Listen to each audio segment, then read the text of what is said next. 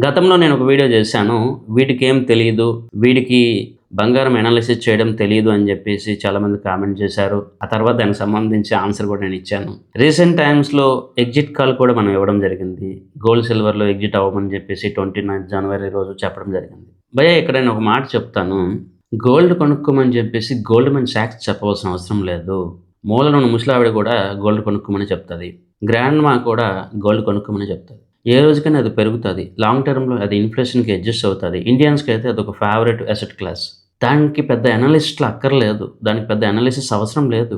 కొన్ని టైమ్ పీరియడ్‌లో కొన్ని ఫ్యాక్టర్స్ బేస్డ్‌గా కొంత అగ్రెసివ్‌గా ర్యాలీ జరుగుతాయి. కొన్నిసార్లు అసల ఫ్లాట్‌గా ఉంటది. ఫ్లాట్‌గా ఉండేటప్పుడు మనం బంగారం తీసుకెళ్ళి డిస్కౌంట్‌లో అమ్మం. ఎందుకంటే మనకు ఒక ఎమోషన్ ఉంటుంది కాబట్టి, అది అమ్మవలసిన అవసరం లేదు కాబట్టి దాని గురించి మనం కామెంట్ చేయం. పెరిగితే అరే! నేను బంగారం కొనుక్కున్నాను అందుకే పెరిగిందని చెప్పి గొప్పగా మాట్లాడతాం. ఇవన్నీ ఒక పాయింట్ అయితే. ప్రతి టైమ్ పీరియడ్‌లో కరెక్షన్స్, ర్యాలీస్, స్వింగింగ్ అవుతా ఉంటాయి. మరి ఆ సందర్భంలో ఈ రేంజ్‌లో ట్రేడ్ అవుతది బాగుంటుంది. ఈ రేంజ్‌లో ఇది కరెక్షన్ అవుతా ఉంటుంది. ఈ రేంజ్‌లో ఇన్వెస్ట్‌మెంట్ చేసుకోవాలి. ఇవన్నీ ఎందుకు చెప్పలేకపోతా ఉన్నారు? ఈరోజు గోల్డ్‌మన్ సాక్స్ అయినా, సిటీ బ్యాంక్ అయినా, లేదా రాబర్ట్ కియోసకి అయినా, ఇంకెవరైనా కూడా 29 లేదా 30 మార్నింగ్ వచ్చి గోల్డ్, సిల్వర్‌లో ఇంత పర్సెంట్ కరెక్షన్ అవుతుందని చెప్పేసి చెప్పారా?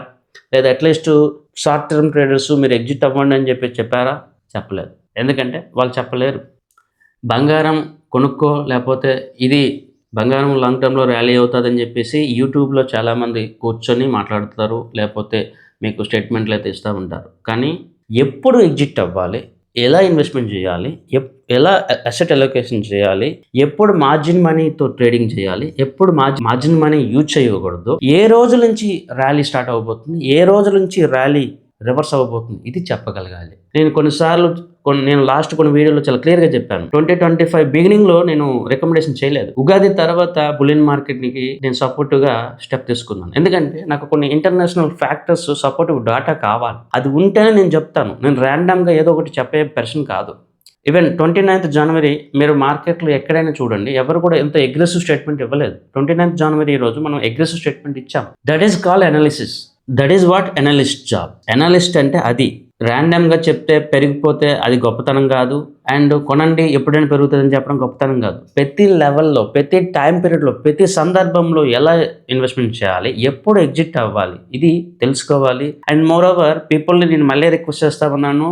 మీ యొక్క నాలెడ్జ్‌ని మీ దగ్గర పెట్టుకోండి. అనలిస్ట్ దగ్గర మీ తెలివితేటలు చూపించొద్దు. ఎందుకంటే ఎంత రూడ్‌గా నేను ఎందుకు మాట్లాడుతున్నానంటే నేను చాలా సఫర్ అయ్యాను. చాలా ఓవర్ స్మార్ట్ పీపుల్‌తో చాలా సఫర్ అయ్యాను. మీ ఎక్స్‌పీరియన్స్, మీ నాలెడ్జ్ మీ దగ్గర పెట్టుకోండి.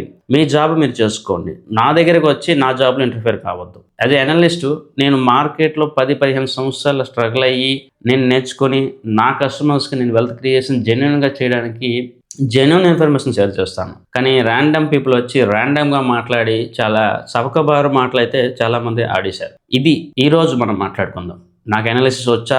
రాదా? అని చెప్పేసి ఈరోజు మనం మాట్లాడదాం.